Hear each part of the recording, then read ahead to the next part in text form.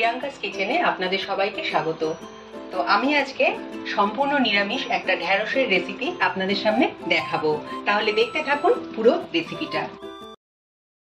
ঢ্যাঁড়সগুলো আমি ভালো করে ধুয়ে জল ঝরিয়ে নিয়েছি। আমি ঢ্যাঁড়স কিভাবে কাটছি সেটা দেখিয়ে দিচ্ছি।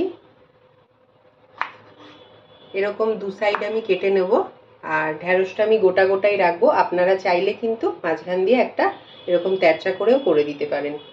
তো এরকম ভাবে আমি সবকটা ঢ্যাঁড়স কেটে নেব। এখানে একটা পেস্ট তৈরি করব, তার জন্য নিয়ে নিয়েছি 2 টেবিল চামচ পোস্ত, 1 টেবিল চামচ সর্ষে, 1 টেবিল চামচের একটু বেশি আছে, 2টো কাঁচা লঙ্কা আর 4-5টা কাজু। এগুলো একটু নুন দিয়ে আমি সমস্তটা একসঙ্গে বেটে নেব। ঢ্যাঁড়সটা ম্যারিনেট করে নিচ্ছি। দিয়ে দিচ্ছি নুন, দিয়ে দেব হলুদ গুঁড়ো, এই ছোট চামচের 1 চামচ দিলাম। 1 চামচ দিচ্ছি লাল লঙ্কার গুঁড়ো, আর 2 চামচ বেসন দিয়ে দিচ্ছি।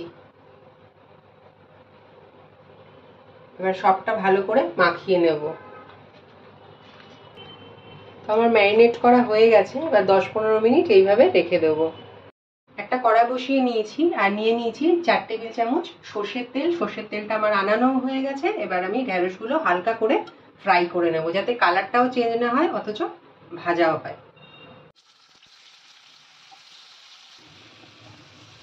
ঢ্যাঁড়সগুলো আমি হালকা করে ভেজে নিয়েছি, এবারে আমি তুলে নেব।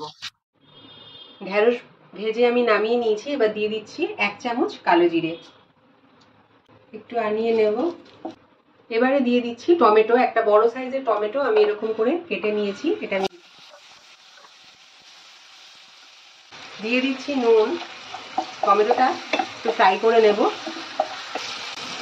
দিয়ে দিচ্ছি কাশ্মীরি লঙ্কার গুঁড়ো আর হলুদ গুঁড়ো, এগুলো আমি 1 চামচ করে নিয়েছি।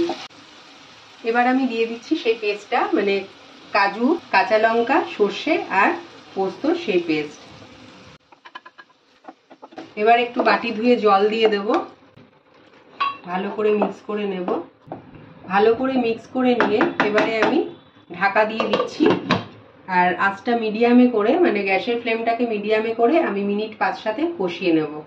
ঢাকাটা তুলে নিচ্ছি। দেখুন বন্ধুরা, তেল ছেড়ে দিয়েছে। এবারে আমি দিয়ে দিচ্ছি বাটি জল, আর দিয়ে দেবো একটু স্বাদ অনুযায়ী চিনি।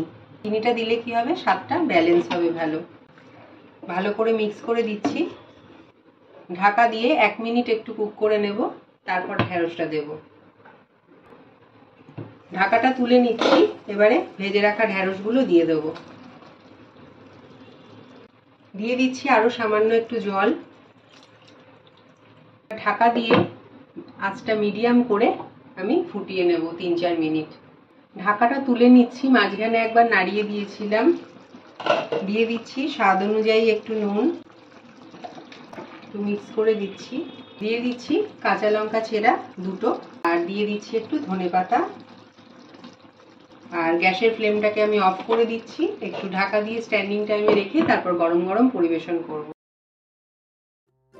তো বন্ধুরা, তৈরি হয়ে গেছে আমার আজকের নিরামিষ রেসিপি ভেন্ডি সুন্দরী। আমার মতো করে বন্ধুরা একবার ট্রাই করবেন। গরম ভাতের সঙ্গে কিন্তু অসাধারণ লাগে এই রেসিপি। রুটি পরোটা দিয়েও খেতে পারবেন।